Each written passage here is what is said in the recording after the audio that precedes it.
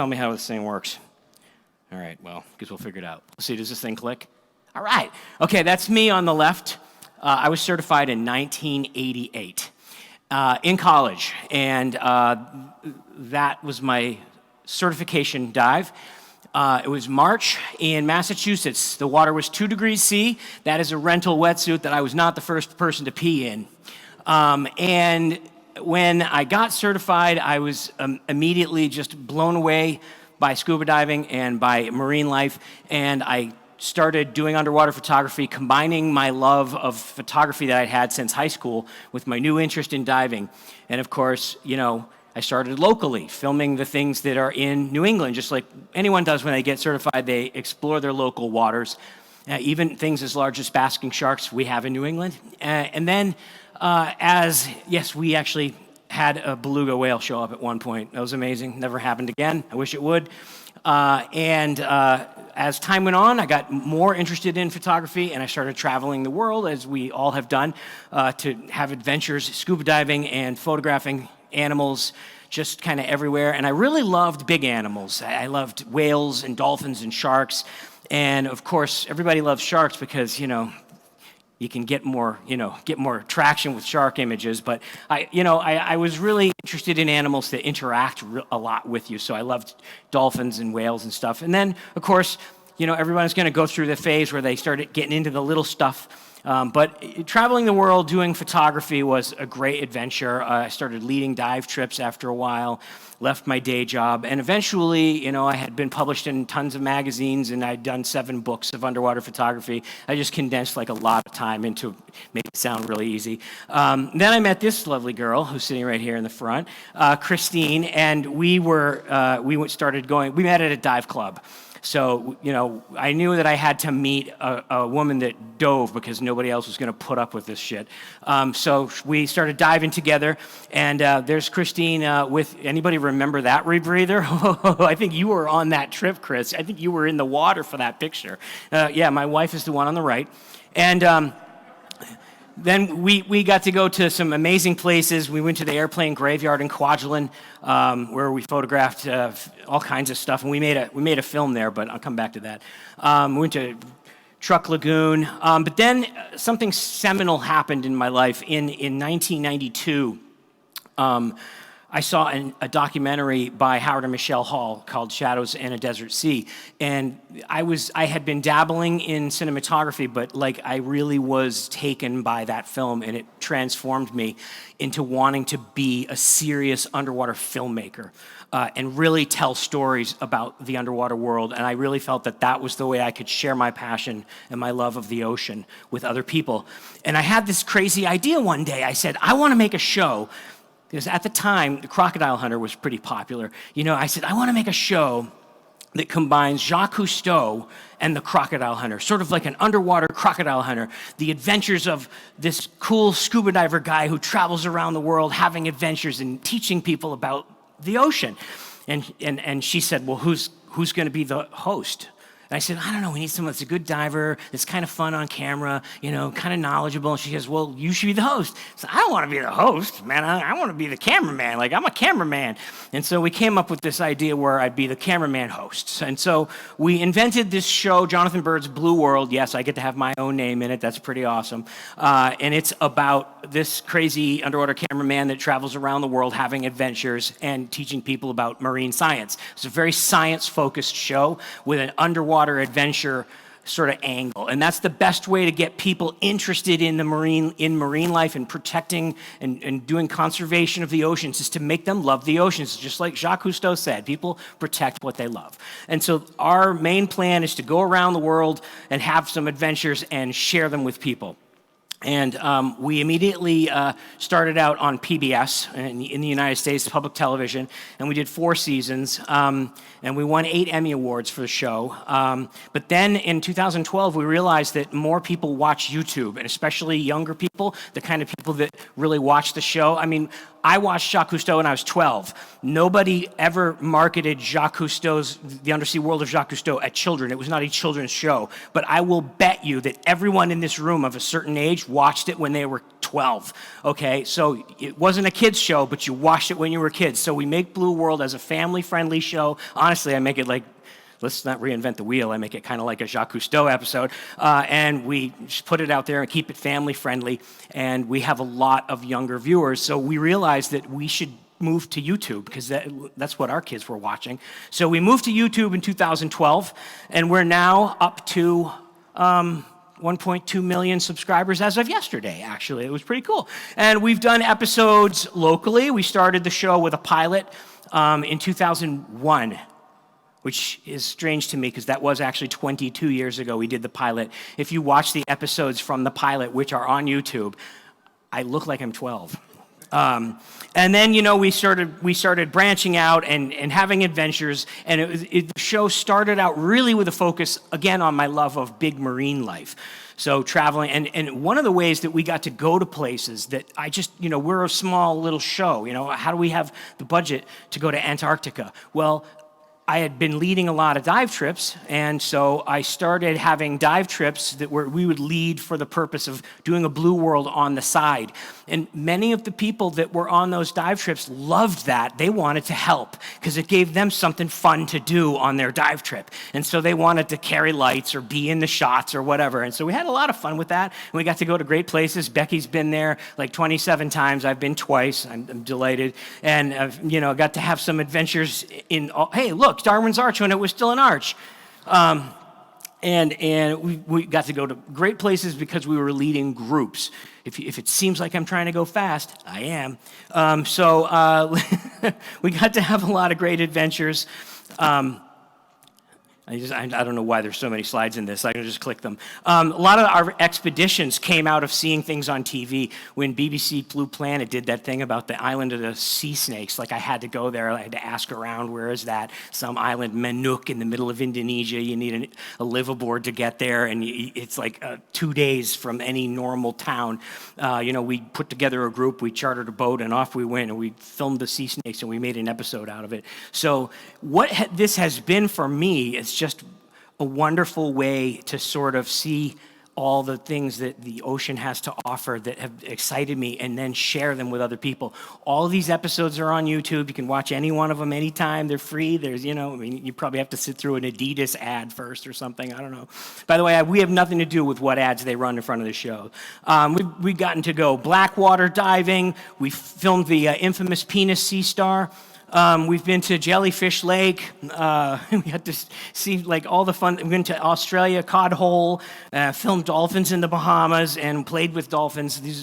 In spite of my stories about dolphins being assholes, sometimes they're really fun too. They are one of the only animals that I've ever seen that will play a game with human beings, that they will initiate, and then they will tease you. So they are hilarious animals. Of course, sharks. The fans love sharks. We do a lot of shark episodes. We're kind of running out of shark species. We've done so many. The one shark that has eluded me, every time I've been on a mako dive, the makos don't show up. I still have never made an episode about makos. I did see one once, but it didn't stick around. So we've done a lot of fun shark episodes. This is one of my favorite sharks. This is Patches, a kind of well-known hammerhead in the Bahamas that comes back a lot, and they see this same animal all the time.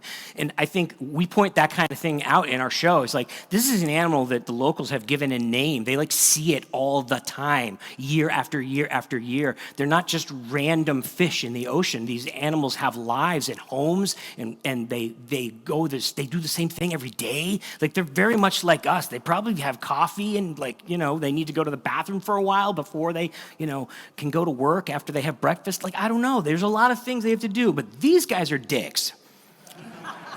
I think we talked about these last night. They're dicks. I would stay away from them. That is the most dangerous animal in the ocean.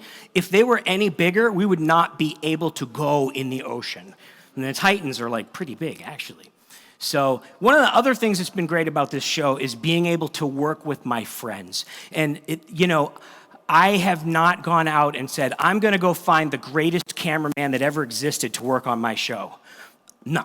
I would rather have an okay cameraman that's the coolest dude or chick that I know, okay? And so we get to have our best buds work with us on this show, and if they don't know how to be a cameraman, I'll teach them how to be a cameraman, because I would rather work with fun people than work with good people. And when you watch the show, you can tell. That was supposed to be funny, they didn't get it. When you watch the show, you'll find out we're fun people, but maybe not that good at it. No, we try to be good at it, but we have a lot of fun. And of course, we are, I don't know why I'm back to talking about a focus on big animals. We've gotten to go to some great places. We didn't get to make an episode on orcas, because when I was shooting this, I was actually shooting for a client, but that is why I bring this up, because I actually hate doing assignment work. When I'm in the audience and I see someone up here and they're talking about some adventure they had shooting for BBC or National Geographic, I am jealous. I'm totally jealous. I'm like, oh my God, I'd love to do that. But then I remember all the times that I did work for BBC or National Geographic and how much it sucked. Oh my God, Becky and I, you buy us a couple drinks and we will tell you stories. For that reason, we have decided to stick with Blue World and keep doing our own thing. And by doing that, we can do whatever we want, and we don't have some producer that doesn't know anything about underwater cinematography telling us how to do underwater cinematography. We get to go to Lembe and make muck diving videos. I mean, who's going to pay you to do that? But it's so great because we can do it. And our fans, incidentally, love muck diving videos. One of our most popular videos is a video about trying to film a stargazer at the Blue Heron Bridge. So these are great animals. And all of the underwater photographers in the room, yes, we all went through a nudibranch phase, but I'm not going to show one single nudibranch on this screen. And the exotic doesn't have to be far away. This is a goosefish in New England. I think one of the coolest fish in the world. It is like a frogfish. It has a lure, and it is completely flat, like a flounder, and it has a mouth big enough to literally eat a goose, hence the name. So we've been to leafy sea dragons in Australia, and toadfish, and dugongs. We did a whole episode where we went to the Philippines to hunt with a camera, dugongs, and I did that with Howard and Michelle Hall, and we had so much fun with it, and we shot a sequence for an IMAX film while we were there. So we do have some adventures with the rare and endangered. This is the Hawaiian monk seal. I have an expedition with Arlindo next year to do IMAX with monk seals in the Mediterranean monk seals in Madeira, in Madeira. Don't worry, I'm getting to this. So one of the good things about this is we get invitations to go places. People find out about the show and they say, hey, you should come and you should film here. So we got invited to go to the Great Barrier Reef. We got invited to go to see the swimming pigs in Exuma. We got invited to Palau. I've been invited to do all kinds of weird things. Like, that is the most claustrophobic experience you will ever experience in your life. The people that actually did Mark V helmet diving professionally, I have so much respect for how hard that is, and scary, to be honest with you. But we had a blast with it. I have got invited to go to 1,000 feet in a submarine. They didn't let me drive. I was really just kind of depressed about that. We've been invited to multiple aquaria. I love doing aquarium episodes. Obviously, I am actually against marine mammals in captivity. I don't think the fish really mind that much, to be honest with you. I think the fish are mostly pretty happy just to be fed. I think they're not that smart, honestly. That sounds terrible. I'm a fishist. But in any case, the aquarium episodes are super, super popular. The fans love them, and I think they love it because they love places they can go themselves, because what we do seems a little bit far removed for maybe a 12-year-old. When I was a kid, I watched Jacques Cousteau. I thought scuba divers were like superstars. I thought that they were like superheroes, and normal people couldn't become certified divers just by taking a class. I mean, geez, I found that out, and I kind of a little let down. We got invited to Aquarius, where they train astronauts, and because of that, we made an episode about Aquarius that NASA started using as a training material for the astronauts before they went on Nemo missions to Aquarius. They would watch our episode as a primer on how it's done. And because of that, we got an invitation to go film at the Neutral Buoyancy Lab in Houston and film with the astronauts that were actually training. And that led to an IMAX film about astronaut training, which is another whole story. And then we have this little girl named Elise, and when she turned 10, she wanted to get certified, and that's her getting certified in my dad's pool. And then our son, when he was 10, 3 years later, he got certified. They both got certified in the North Atlantic, and in fact, my daughter did her checkout dive at the same beach that I did mine 30 years ago.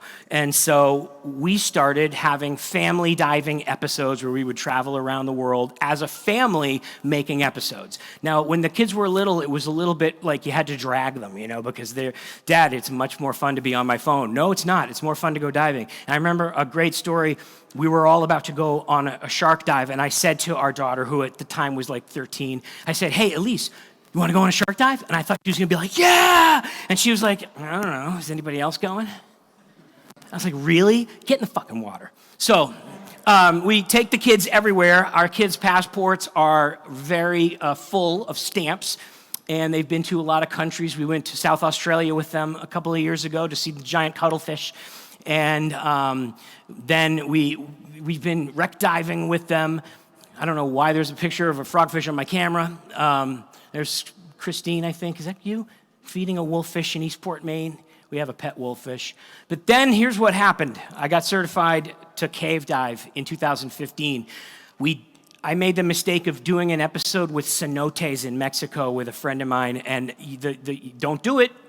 Don't do it. There's a rule, like if there's some cookies out, if you eat the first one, forget it. You're going to eat the whole plate. Don't eat the first one. I'm here to tell you in this room, if you're mildly curious about cave diving, do not try it, because you will spend so much money after you do that going cave diving. But it has been an incredible joy, and for the first IMAX film that I wanted to make my first IMAX movie, and I didn't know what it should be about.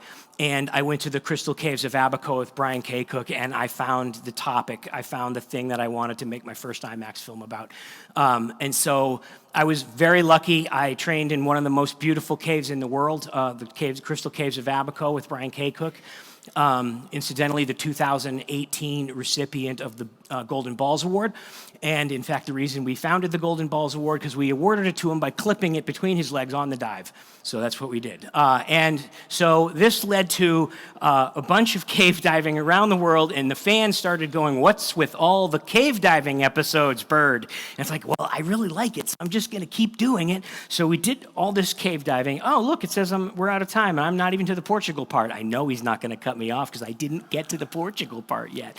I'll skip through this. So we did a whole bunch of cave diving, and we got a special permit to film in Devil's Hole. At the time we filmed in Devil's Hole, more people had walked on the moon than had been allowed to dive in this cave.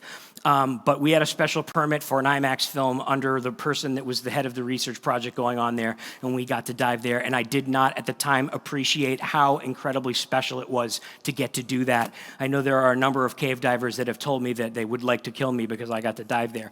But I got to make an IMAX movie, and that's a long story in and of itself. So it was inevitable I was going to get rebreather certified. I'm a rebreather baby. I have on my Sidewinder now, I think I have 30 dives. So I'm a super rebreather baby. But I did it with Ed Sorensen, recipient of the 2022 Golden Balls Award. And then I met this guy Arlindo, and he calls us up and he says, that.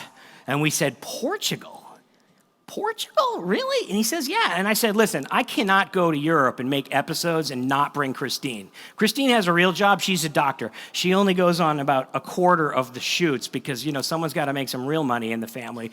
So, but there's certain places you can go without, I can go cave diving and she's happy to stay home, but I cannot go to Portugal and leave her home. So I said, Arlindo, we got to bring the whole family and have it be family diving episodes. He says, perfect, bring the family. Let's go diving in Portugal. So we came over to Portugal 2 summers ago, and Arlindo and Sarah wanted to take us and show us everything. So he packed the schedule. He packed the schedule so much we could barely keep up. You think the schedule here is packed? Oh my God. So we went to Sesimbra.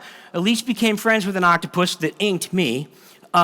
We found the free car wash on Madeira. Apparently, this is a thing. There's free car wash. And we met a friendly grouper named Elvis. It's Liam being friends with Elvis the Grouper in Madeira. Very famous. I'm serious. You can watch the episode. He's there all the time. This is another example of animals that do have a daily routine. This fish is there all the time. He said, "Oh, we're going to go meet Elvis." I'm like, "Really?" He's like, "Yeah, we're going to take it." He literally, we took us right to him.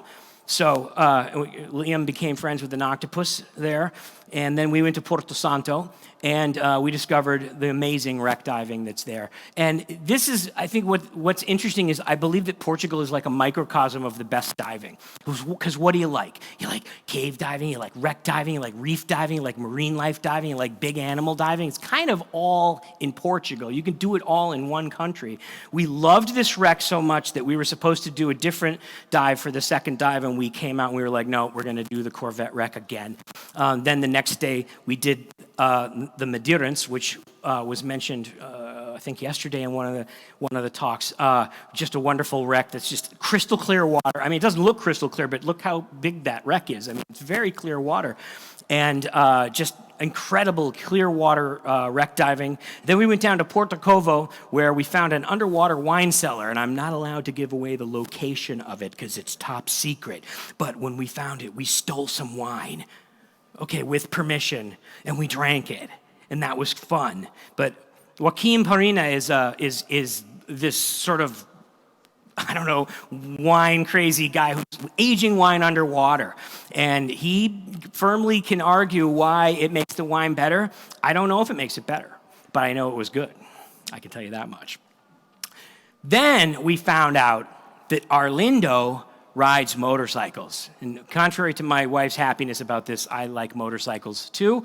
And so I said, "Hey, Arlindo, we should rent some motorcycles and ride around." And he said, "We also have cave diving." And I was like, "We have cave diving? Really?" So Jonathan and Todd got on a plane, left Christine home, came back to go cave diving. And we rented motorcycles. So we put Tomasz in the rear with the gear, in the van with all the stuff, with our cameraman Noah, and they drove behind us in a van, and we rode motorcycles up to Alcanena, and we went cave diving. And we met this guy, Anton. Where are you? I think there he is. And we went diving with Anton, who took us to Alveila Cave, which was amazing, just absolutely amazing. The episode is so awesome. Check it out. It's such an adventure to get there. And we went to Almanda Cave, which to me is it's in the back of a toilet paper factory. That's all I have to say. Watch the episode. It's really cool. It's in this great little pond, and then you go through this tiny little restriction, and you go into this massive cave. And that's Arlindo at the back. He was the only one that was smart and had a rebreather. This was before I had my rebreather, so we were all open circuit. So much fun. So there's such great cave diving in Portugal, too. And then Arlindo said, "You have to come back next summer and go to the Azores." Azores.